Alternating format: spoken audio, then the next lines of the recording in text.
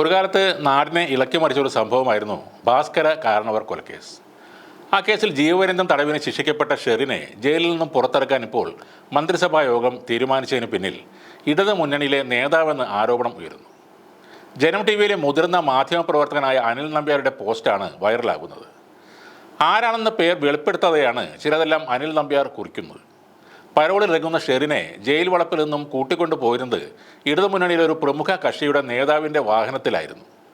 ഈ മാന്യൻ സ്ത്രീ വിഷയത്തിൽ ഇതിനു മുമ്പ് അന്തസ്സുള്ള ഭർത്താക്കന്മാരിൽ നിന്നും അടിവാങ്ങി കുപ്രസിദ്ധി നേടിയ ആളാണെന്നും അനിൽ നമ്പ്യാർ പറയുന്നുണ്ട്. അനിൽ നമ്പ്യാരുടെ ഫേസ്ബുക്ക് പോസ്റ്റ് നോക്കാം. പ്രമാദമായ ഭാസ്കരക്കാരനവർ കൊലക്കേസിൽ ജീവപര്യന്തം തടവിന് ശിക്ഷിക്കപ്പെട്ട ഷെറിനെ ജയിലിൽ നിന്നും പുറത്തിറക്കാൻ മന്ത്രിസഭാ യോഗം തീരുമാനിച്ചു. ഇനി ഗവർണറുടെ അംഗീകാരം കൂടി ലഭിച്ചാൽ മതി. ഷെറിന് ശിക്ഷയിൽ ഇളവ് നൽകാൻ തീരുമാനിച്ചത് അവർ 14 വർഷം തടവ് പൂർത്തിയാക്കിയത് കൊണ്ടാണത്രേ. കേരളത്തിലെ ജയിലുകളിൽ 14 വർഷം കഴിഞ്ഞിട്ടും തടവ് ശിക്ഷ അനുഭവിക്കുന്ന സ്ത്രീകൾ ഉണ്ടെന്നത് മന്ത്രിസഭയ്ക്ക് അറിയാത്തതാണോ? അപ്പോൾ ഷെറിന് മാത്രം എന്താണ് പ്രത്യേക പരിഗണന? അട്ടക്കുളങ്ങര വനിതാ ജയിലിലെ സ്ഥിരം പ്രശ്നക്കാരിയായ തടവുകാരിയായിരുന്നു ഷെറിൻ. എന്നിട്ടും ഇവർക്ക് ഉന്നത ഉദ്യോഗസ്ഥർ ഇടപെട്ട് ജയിലിൽ എല്ലാവിധ സുഖ സൗകര്യങ്ങളും അനുവദിച്ചിരുന്നു. ജയിൽ ഉദ്യോഗസ്ഥരെ അനുസരിക്കാതിരുന്നതിനും സഹതടവുകാരോട് മോശമായി പെരുമാറിയതിനും ഇടക്കാലത്ത് ഷെറിനെ തിരുവനന്തപുരത്ത് നിന്നും വിയൂർ സെൻട്രൽ ജയിലിലേക്ക് മാറ്റിയിരുന്നു. അവിടെയും ഇവർ പ്രശ്നങ്ങളുണ്ടാക്കി. വീണ്ടും അട്ടക്കുളങ്ങരയിലെത്തി ഷെറിൻ രാജകുമാരി കണക്കെ വാണത് ഉന്നത ഉദ്യോഗസ്ഥരിൽ ചിലർക്ക് ഇവരോടുള്ള മമത കൊണ്ടായിരുന്നു. ഈയൊരു സ്വാധീനത്താൽ ഷെറിനെ അടിക്കടി പരോളും ലഭിച്ചിരുന്നു.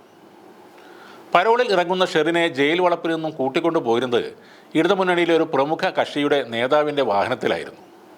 ഇദ്ദേഹത്തിൻ്റെ പേര് തൽക്കാലം രഹസ്യമാക്കി വെക്കുന്നു. ഈ മാന്യൻ സ്ത്രീ വിഷയത്തിൽ ഇതിനു മുമ്പ് അന്തസ്സുള്ള ഭർത്താക്കന്മാരിൽ നിന്നും അടിവാങ്ങി കുപ്രസിദ്ധി നേടിയ ആളാണ്. ശിക്ഷ ഇളവിനുള്ള ഫയൽ അതിവേഗം മന്ത്രിസഭയ്ക്ക് മുന്നിൽ എത്തിയതും അനുകൂല തീരുമാനം എടുപ്പിച്ചതും ഈ നേതാവാണെന്നതിൽ സംശയമില്ല. ഇതാണ് അനിൽ നമ്പ്യാരുടെ പോസ്റ്റ്. ഷെറിനെ ശേഷിക്കുന്ന ശിക്ഷ ഇളവ് ചെയ്ത് ജയിലിൽ നിന്ന് വിട്ടയക്കുന്നതിന് ഗവർണറോട് ശുപാർശ ചെയ്യാൻ മന്ത്രിസഭാ യോഗം തീരുമാനിച്ചത് കഴിഞ്ഞ ദിവസമാണ്.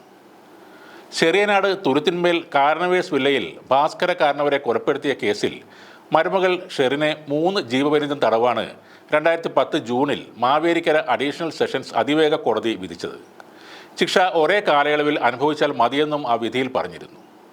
ജീവപര്യന്തം തടവ് ശിക്ഷ എന്നാൽ ജീവിത അവസാനം വരെയുള്ള തടവാണെങ്കിലും 14 വർഷം ജയിലിൽ കഴിഞ്ഞാൽ ഇളവ് നൽകുന്ന കാര്യം സർക്കാരിന് പരിഗണിക്കാം. ഷെറിൻ 14 വർഷത്തെ ജയിൽവാസം പൂർത്തിയാക്കിയതിനെ തുടർന്ന് കഴിഞ്ഞ ഓഗസ്റ്റ് 8 ചേർന്ന ജയിൽ ഉപദേശക സമിതി വിട്ടയക്കാൻ ശുപാർശ ചെയ്തിരുന്നു. 2009 നവംബർ 8 രാവിലെയാണ് ഭാസ്കര കാരണവരെ കിടപ്പുമുറിയിൽ കൊല്ലപ്പെട്ട നിലയിൽ കണ്ടത്. മകൻ ബിനു പീറ്റർ കാരണവർ, മരുമകൾ ഷെറിൻ, കൊച്ചുമകൾ ഐശ്വര്യ അന്ന കാരണവർ എന്നിവരുടെ പേരിൽ കാരണവർ ആദ്യം രജിസ്റ്റർ ചെയ്ത ആധാരം റദ്ദ് ചെയ്തതിലുള്ള വിരോധം മൂലം ഷെറിൻ മറ്റ് പ്രതികളായ ബാസിത്ത് അലി, നിതിൻ, ഷാനു എന്നിവരുടെ സഹായത്തോടെ കൊലപ്പെടുത്തിയെന്നാണ് പ്രോസിക്യൂഷൻ കേസ്. ഇവർ 3 പേരും ഇപ്പോഴും ജയിലിലാണ്. സംസ്ഥാനത്തെ ജയിലുകളിലെ ജീവപര്യന്തം തടവുകാരായ വനിതകളിൽ ഏറ്റവും കൂടുതൽ പരോൾ ലഭിച്ചവരിൽ ഒരാൾ ഷെറിനാണ്. പലപ്പോഴായി 1 വർഷത്തിലേറെ സമയം ഇവർ പരോളിലായിരുന്നു. ശിക്ഷിക്കപ്പെട്ട തിരുവനന്തപുരം അട്ടക്കുളങ്ങര ജയിലിലായിരുന്നു ഷെറിൻ. പിന്നീട് തൃശ്ശൂർ വിയൂർ ജയിലിലേക്കും പിന്നീട് അട്ടക്കുളങ്ങരയിലേക്കും മാറ്റി. 2 വർഷം മുമ്പ് കണ്ണൂർ വനിതാ ജയിലിലേക്ക് ഷെറിനെ മാറ്റിയിരുന്നു.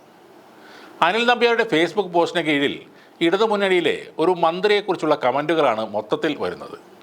പത്തായത്തിൽ നെല്ലുണ്ടെങ്കിൽ എലി പത്തനാപുരത്ത് നിന്നും വരും, വാളകത്തും ഇതയാൾ ഉണ്ടായിരുന്നു എന്നിങ്ങനെ ഒട്ടേറെ കമൻറ്റുകൾ വരുന്നുണ്ട്.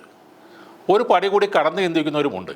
ഇനി ജയിലിൽ കിടക്കാൻ പോകുന്ന ഗ്രീഷ്മയ്ക്ക് അടിക്കടി പരോൾ ലഭിച്ചാലും വേറെ ആരെയും സംശയിക്കേണ്ട, ഈ മന്ത്രി ജീവിച്ചിരിപ്പുണ്ടെങ്കിൽ അത് ഇയാൾ തന്നെയാകുമെന്നാണ് ചിലർ പറയുന്നത്.